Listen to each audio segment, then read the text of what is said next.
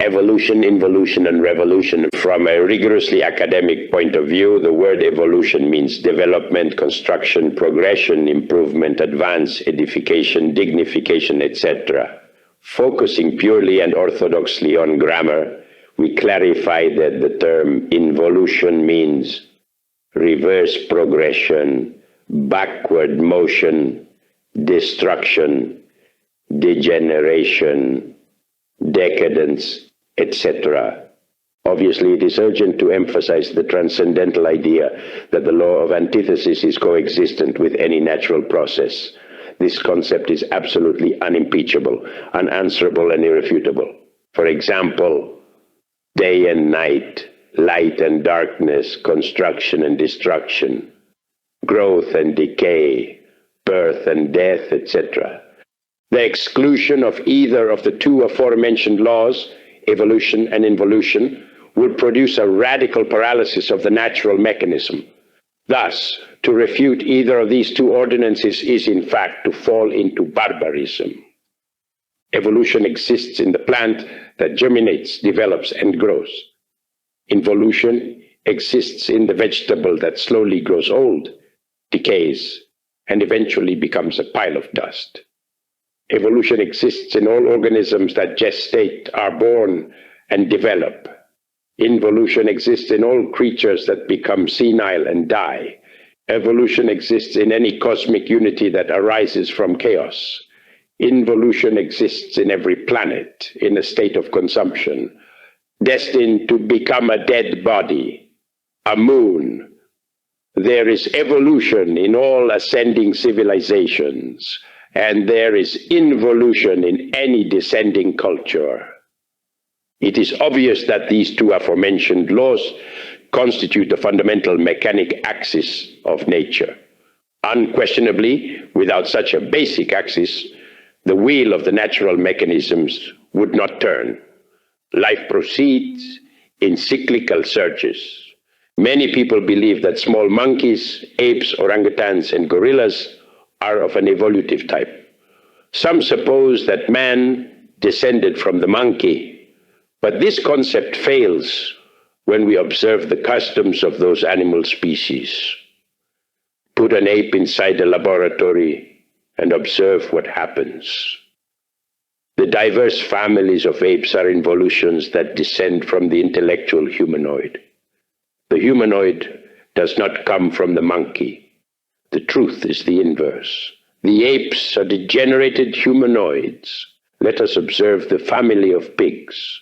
In the time of Moses, the Israelites who ate that meat were decapitated. It is obvious that these elemental beings are in involution. Another example is the state of the ravens, which, even though they feed on death, by the fact of developing in the ray of Saturn, possess certain wonderful powers that indicate evolution. Waves of essences initiate their evolution in the mineral kingdom, proceed through the vegetable state, continue to the animal scale, and finally reach the level of the intellectual humanoid type. Waves of lives descend, involuting in accordance with the law of fall, reviving animal, vegetable, and mineral processes towards the center of terrestrial gravity. There is no doubt that the advanced mineral elements enter the vegetable kingdom. Each plant is the physical body of a vegetable elemental. Every tree and every blade of grass, however insignificant, possesses its particular elemental.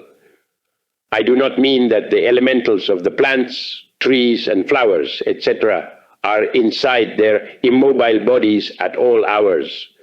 That would be absurd and also unfair. The vegetable elemental has complete freedom to enter and live in its body at will. One is astonished when meeting them in the fourth dimension. Normally, the elemental creatures of the vegetable kingdom are classified into families.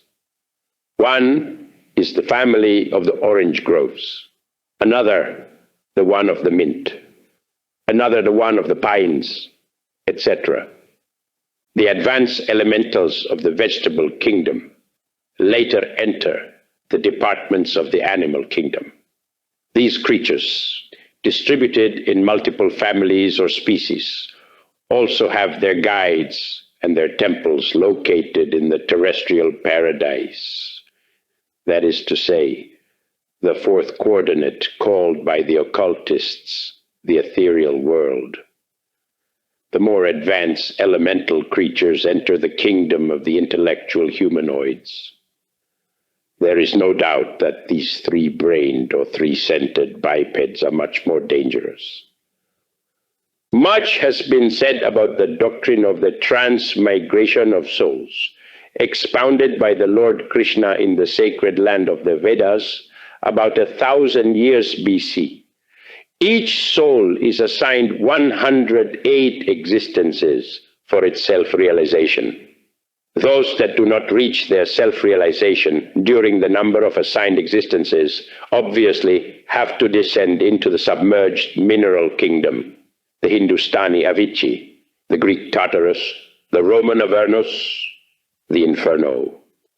These 108 existences maintain strict mathematical concordance with the number of beads that form the necklace of the Buddha. After each humanoid period, according to the laws of time, space, and movement, the involuting waves of life descend into the submerged mineral kingdom to the center of planetary stability, only to reascend in evolutive form later on. Any new evolutive reascent from the center of terrestrial gravity requires the previous disintegration of the self, the ego, of the psychological I. This is the second death. Because the essence is trapped within the ego, the dissolution of the latter becomes indispensable so that the essence can be set free.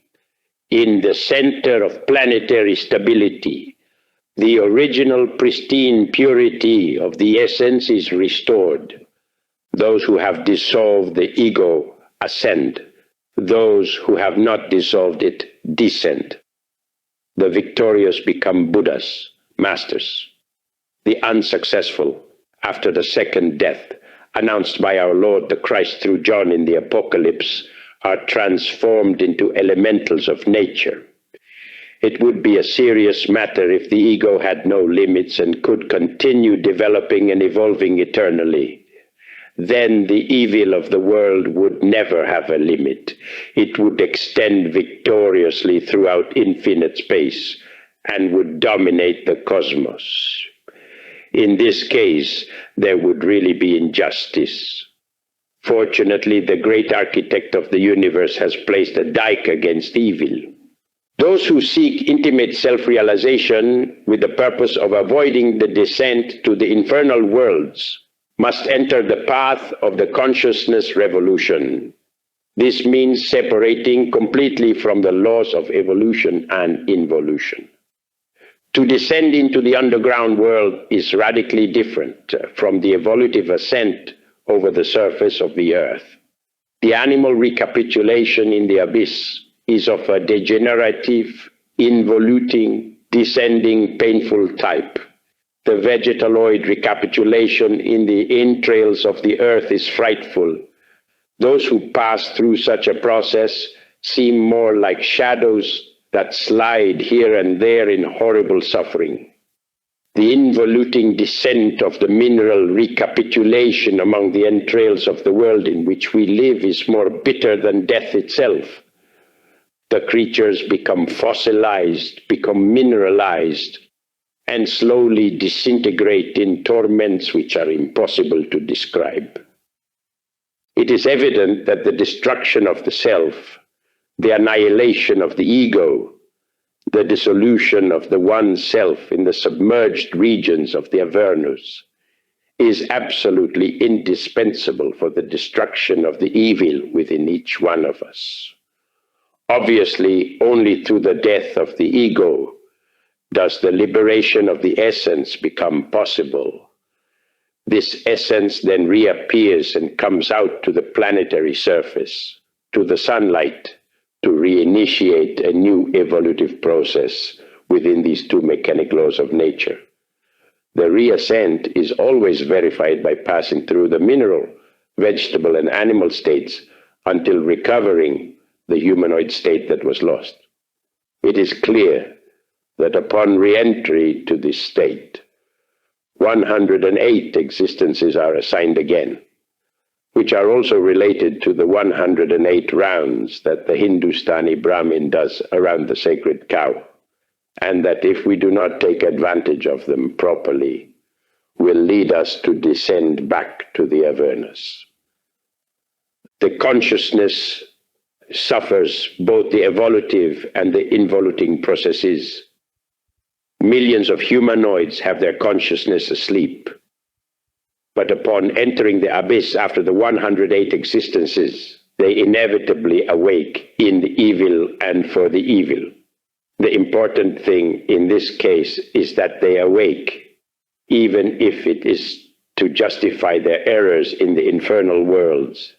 Those who believe in reaching Christification with time and through evolution and acquiring many experiences are, in fact, mistaken. Those who think like this are delaying the mistake from century to century, from existence to existence. And the reality is that in the end, they get lost in the abyss. Inverential peace.